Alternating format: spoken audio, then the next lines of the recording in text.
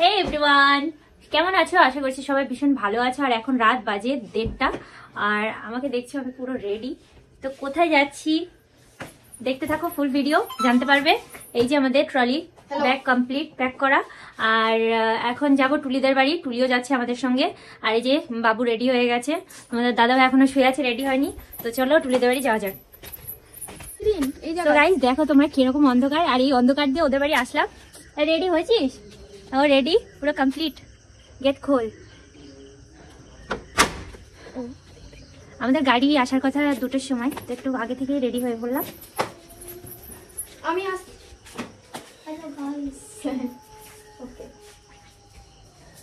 টুলি new look দেখো guys, কি সুন্দর লাগছে।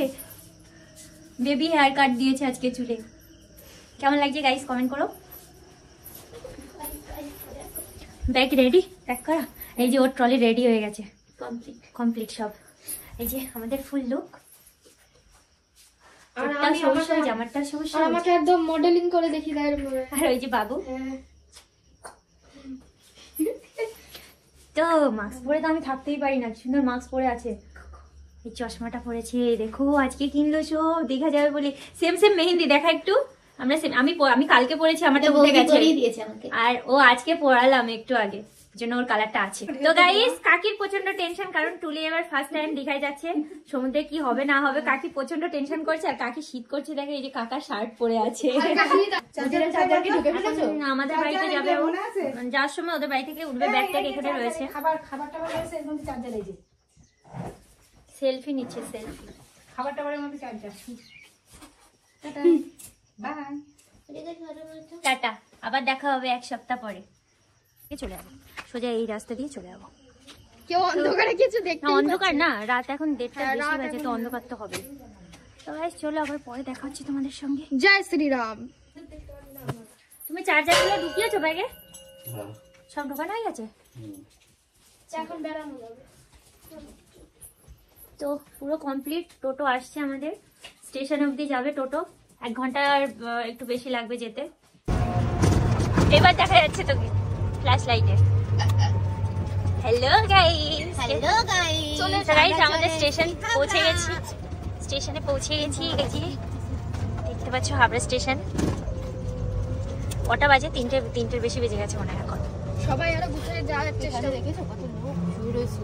হ্যাঁ। তো গাইস এই যে দেখতে পাচ্ছ তোমাদের দাদা ভাই, প্রিন্স, টুলি সবাই চায়ের দোকানে গেছে চা খাবে বলে। তো রাত 3টের বেশি বাজে, তখন আর চা পাওয়া যায়নি, দুঃখের বিষয়। তারপরে আমরা স্টেশনে অনেকক্ষণ বসেছিলাম, ট্রেন আসবে অপেক্ষা করছিলাম। আর বসে থেকে তারপর কি করব কটা রিলস বানিয়ে নিলাম, টুলিও কটা রিলস বানিয়ে নিল, আমি ক্যামেরা ধরে দিলাম। অনেক গল্প টল্প করছিলাম। তারপরে ট্রেন আসলো, ট্রেনে করে এখন আমরা শিয়ালদা যাব, শিয়ালদা থেকে তারপর আবার হাওড়া যাব। তো দেখতে থাকো ফুল ভিডিও, আর কমেন্ট করে তোমরা জানিও তোমাদের ভিডিও কেমন লাগছে।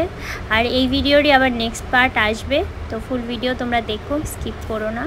তো আমরা শিয়ালদায় পৌঁছে গেছি, আর শিয়ালদা থেকে একটা ওলা ভাড়া করে নিয়েছি আমরা হাওড়া যাব বলে। হাওড়া থেকে আমাদের দীঘার ট্রেনটা ধরতে হবে, তো ওই এক ট্রেনে একেবারে দীঘা। তো এই যে দেখতে পাচ্ছ শিয়ালদায় পৌঁছে গেছি, সেখান থেকেই ওলা ভাড়া করে নিয়েছি। এবার ওলায় করে যাচ্ছি আমরা হাওড়া স্টেশনে। তো এই যে হাওড়াতে পৌঁছে গেছি, আর ট্রেনেও উঠে গেছি। বাট আমাদের একদম মানে এতটা বাজে লাগছিল, আমাদের সিটগুলো এমন খারাপ জায়গায় পড়েছিল। যাই হোক, তারপরে হাওয়া খেতে খেতে দুজনা চলে গেলাম।